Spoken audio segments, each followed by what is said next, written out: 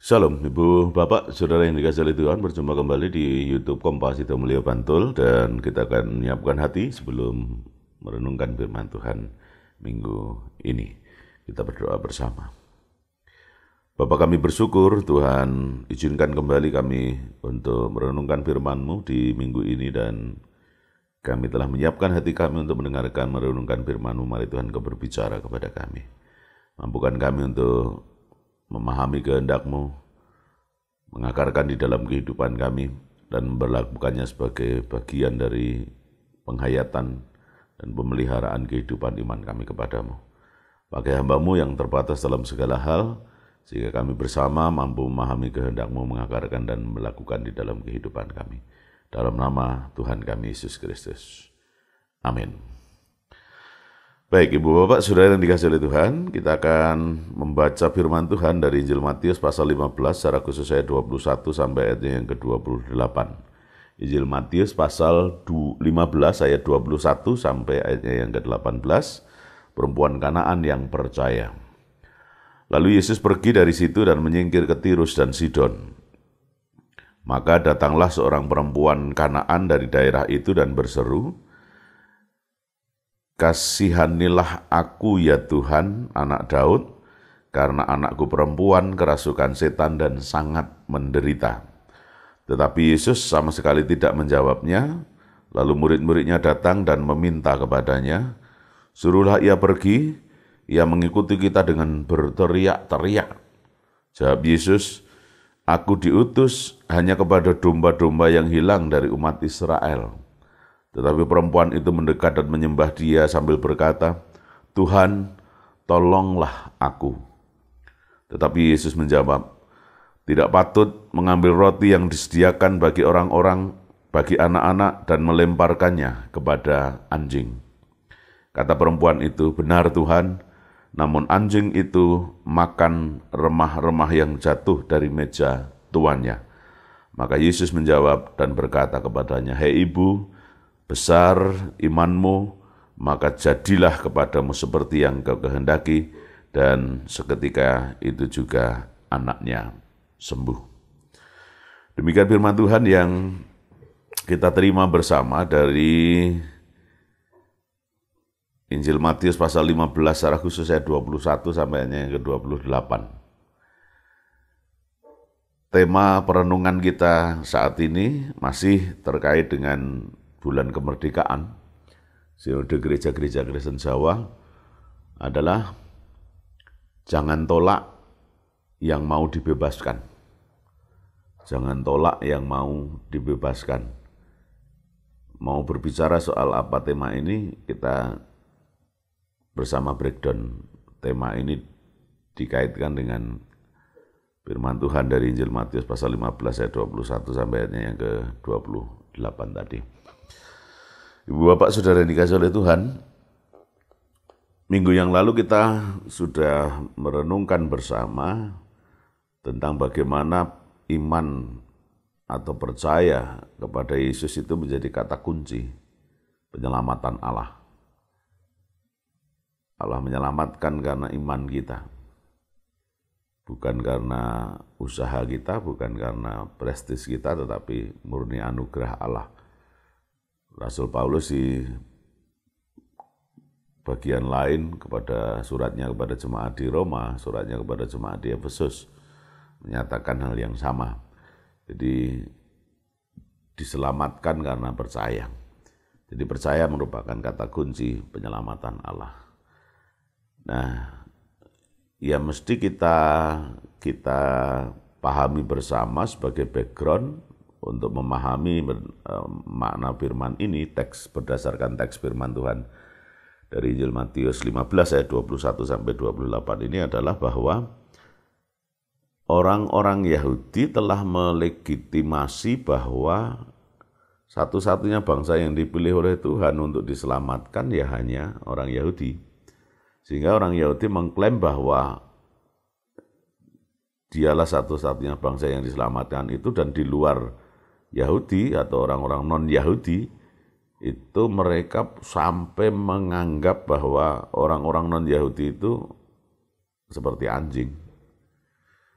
Jadi klaim ini sudah mendarah daging di dalam kehidupan orang-orang Yahudi, dan ketika kita belajar bersama dari firman ini, kita melihat bahwa Yesus mau menarik dari legitimasi bangsa Yahudi itu untuk kemudian berada pada zona di luar legitimasi bangsa Yahudi itu, dengan menuju ke orang-orang non-Yahudi. Dalam teks kita, ke satu kota, Tirus dan Sidon itu kota yang ukuran dunia adalah kota yang sangat jahat. Tapi justru Yesus mau ke sana. Dan di Tirus Sidon itu ada orang-orang Kanaan. Orang-orang Kanaan adalah orang-orang Palestina yang sudah ada di sana sebelum dikalahkan oleh Yosua atau Yusa pada zaman masuknya bangsa Israel menuju ke tanah perjanjian. Jadi oleh orang-orang Yahudi, orang-orang Kanaan ini termasuk golongannya bangsa anjing tadi.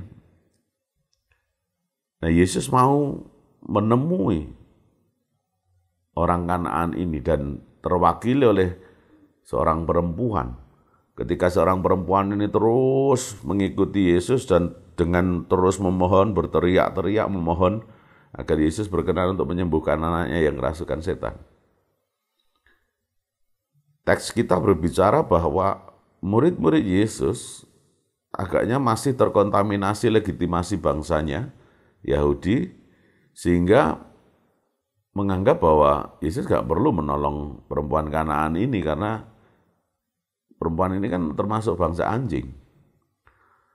Dan karenanya kemudian ketika perempuan itu terus berteriak-teriak, para murid Yesus menyuruh supaya Yesus mengusir perempuan itu karena terus berteriak dan terus mengikuti. Tetapi Yesus kemudian mau membangun relasi dengan perempuan ini. Ini yang menjadi kata kunci, inti berita dari firman yang mau kita renungkan bersama, bahwa ada kesempatan yang diberikan oleh Yesus kepada mereka-mereka yang mau dibebaskan. Yesus nggak menolak mereka yang mau dibebaskan itu. Ini kaitannya dengan tema kita. Yesus merespon perempuan itu, sekalipun juga respon Yesus itu juga ada muatan menguji ketaatan dan kesetiaan perempuan ini. Respon Yesus ketika perempuan itu berteriak-teriak supaya menyembuhkan anaknya, minta tolong, sampai akhirnya datang menyembah Yesus dan mengatakan, "Tuhan, tolonglah aku."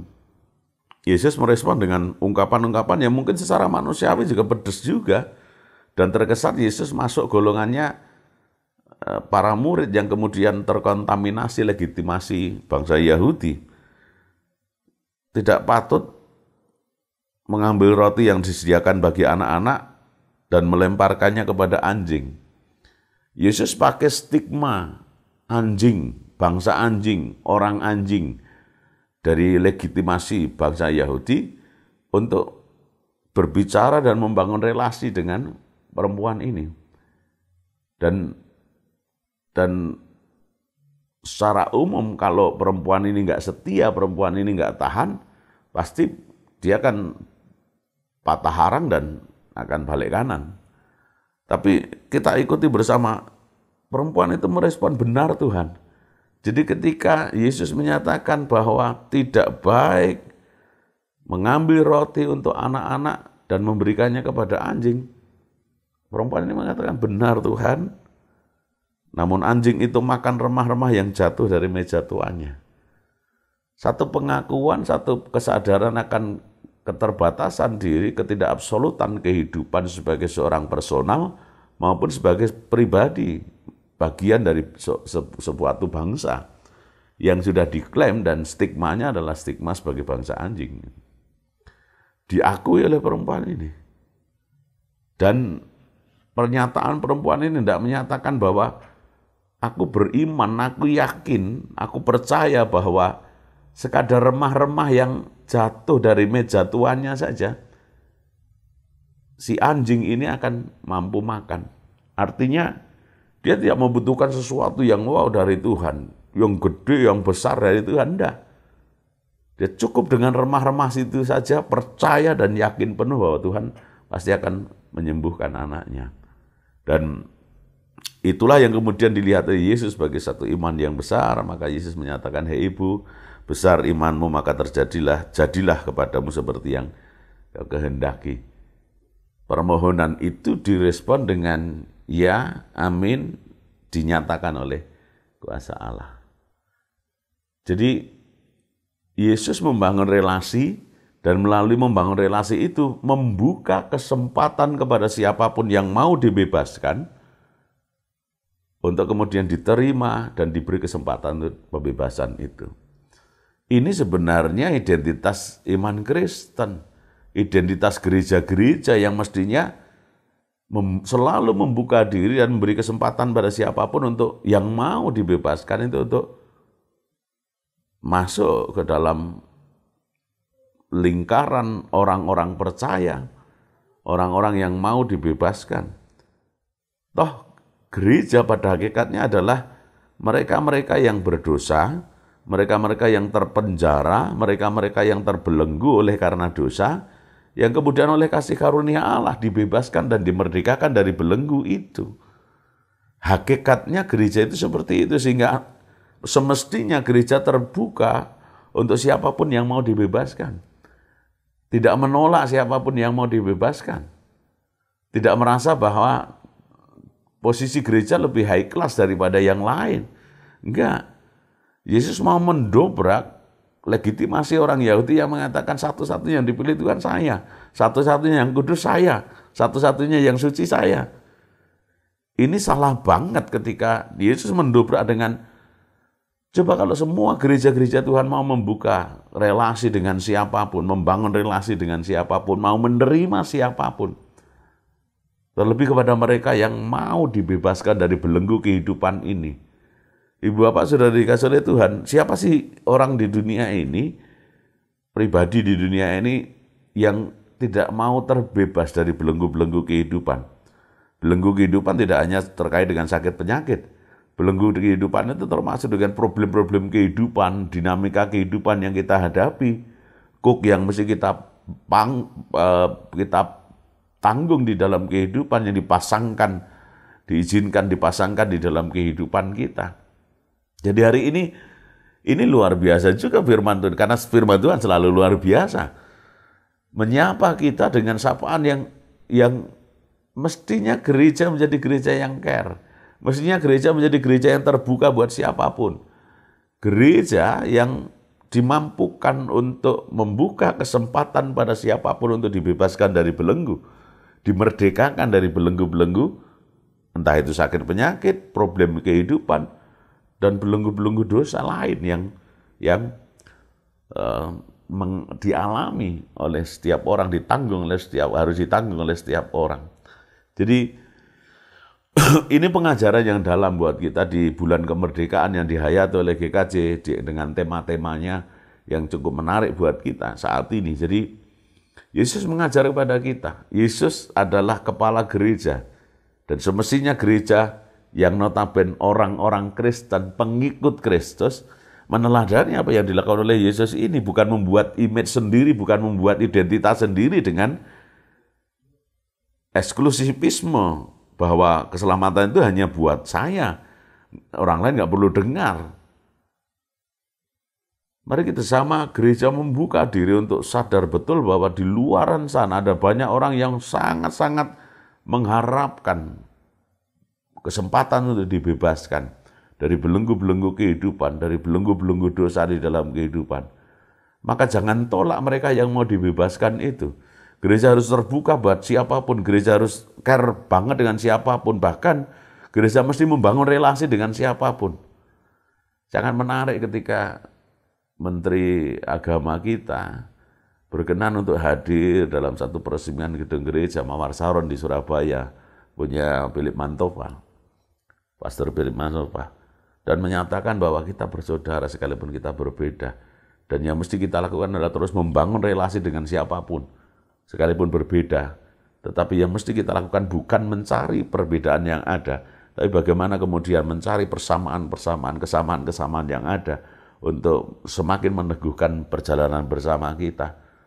Dan ada juga konsep yang dimiliki oleh saudara-saudara kita Muslim yang pantas untuk kita apresiasi adalah konsep lita'arafunya, berjalan bersama mereka dengan mereka yang berbeda, tapi saling memuliakan satu dengan yang lain. Ini luar biasa. Yesus mengajar kepada kita bukan sekadar doktrin, tetapi realita. Yesus mau keluar dari legitimasi orang Yahudi, lalu datang ke Tirus dan Sidon. Di sana ada orang Kanaan, berjumpa dengan perempuan Kanaan, membangun relasi dengan perempuan Kanaan ini, dan akhirnya membebaskan belenggu perempuan Kanaan ini.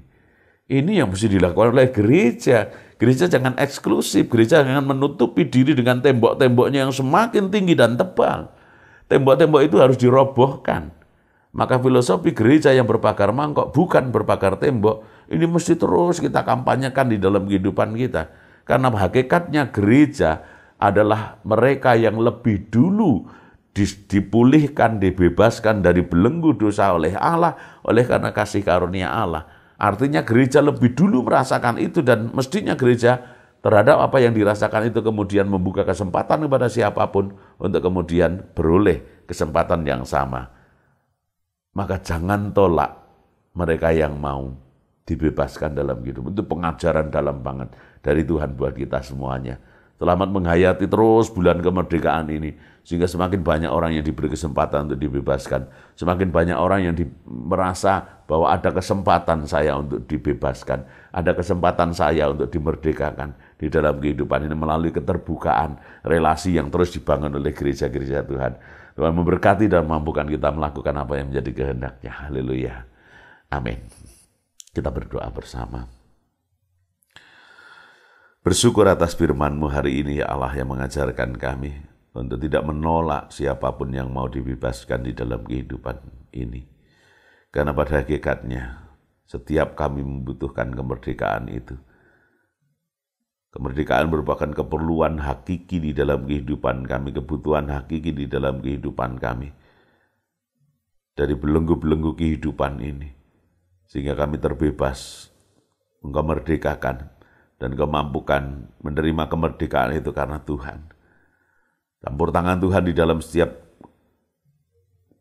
pergumulan dan belenggu-belenggu kehidupan kami untuk Engkau membebaskan kami adalah bagian yang terlebih dahulu kami rasakan di dalam kehidupan iman kami. Percaya kepadamu, sebagaimana iman perempuan Kanaan ini, yang menjadi dasar bagi Tuhan untuk memerdekakan kami dari belenggu-belenggu kehidupan. Karenanya ya Allah, secara khusus saat ini, kami berdoa untuk mereka yang terbelenggu oleh sakit penyakit di dalam kehidupan, terbelenggu oleh problem kehidupan, problem psikis di dalam kehidupannya, problem rohani di dalam kehidupannya. Mari Tuhan, Engkau Allah yang sanggup membebaskan kami dari belenggu-belenggu itu. Kuasa-Mu Engkau nyatakan bagi setiap kami yang mau Engkau bebaskan. Kesempatan senantiasa Engkau berikan kepada setiap kami yang mau Engkau bebaskan. Kami mau datang, kami mau menyembah, kami mau memohon pertolongan-Mu, dan nyatakan hadirat-Mu atas kami, pertolongan-Mu atas kami untuk membebaskan kami dari setiap perkara-perkara kehidupan.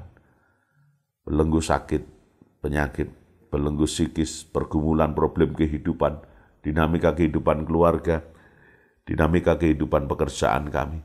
Kami serahkan semuanya dalam kedaulatan-Mu, sehingga kuasa-Mu membebaskan kami dari belenggu-belenggu itu, dan mampukan kami untuk Engkau merdekakan dari setiap perkara-perkara kehidupan. Kami juga boleh setia kepadamu, membangun relasi dengan siapapun, membuka kesempatan pada siapapun untuk dipulihkan, dimerdekakan, dibukakan belenggu-belenggu kehidupannya, dan kami mau boleh membangun kesetiaan kepadamu.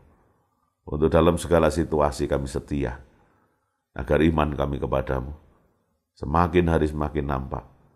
Engkau teguhkan bahkan dalam setiap perkara kehidupan yang mesti kami hadapi dan kami sikapi. Kami percayakan kehidupan kami sepenuhnya ke dalam kedaulatan-Mu. Mari Tuhan, Engkau terus menyapa kami. Engkau terus mengenyangkan kami dengan makanan minuman rohani yang memampukan kami memahami jalan-Mu, berjalan di jalan-Mu, dan terus mengikuti rencana-rencana indah-Mu atas kehidupan setiap kami. Bapa, dalam nama Yesus, kami juga menyerahkan setiap problem kehidupan kami, dinamika kehidupan yang terjadi dalam kehidupan kami, keluarga kami, masa depan kami, studi kami, anak-anak kami, gereja Tuhan, bahkan bangsa dan negara ini. Terus perbaharui kami dengan kehendak-Mu. Terus mampukan kami untuk semakin membangun relasi dengan siapapun. Sehingga dengan siapapun kami boleh bersama. Sekalipun mungkin kami berbeda. Dalam kebersamaan yang saling memuliakan itu, Tuhan, mampukan kami menghayati kuasa Tuhan Engkau kerjakan dari setiap perjalanan kehidupan kami. Berkati bangsa dan negara kami. Berkati dunia ini dengan berkat-berkat khusus Tuhan. Kami serahkan semuanya di dalam nama Tuhan kami Yesus Kristus, sehingga setiap waktu adalah kesempatan bagi kami dan kesempatan bagi banyak orang untuk dibebaskan dari belenggu-belenggu kehidupan ini. Terpujilah nama-Mu Tuhan kekal selama-lamanya di dalam nama Tuhan kami Yesus Kristus. Kami berdoa dan mengucap syukur dan mengakhiri doa ini dengan iman melalui doa Bapa kami yang Tuhan ajarkan kepada kami. Bapa kami yang di surga, dikuduskanlah nama-Mu, datanglah kerajaan-Mu, jadilah kehendak-Mu di bumi seperti di surga. Berikanlah kami pada hari ini makanan kami yang secukupnya. Dan ampunilah kami akan kesalahan kami seperti kami juga mengampuni orang yang bersalah kepada kami. Dan janganlah membawa kami ke dalam pencobaan, tapi lepaskanlah kami daripada yang jahat. Karena Engkau lah yang mempunyai kerajaan dan kuasa dan kemuliaan sampai selama-lamanya. Haleluya. Amin.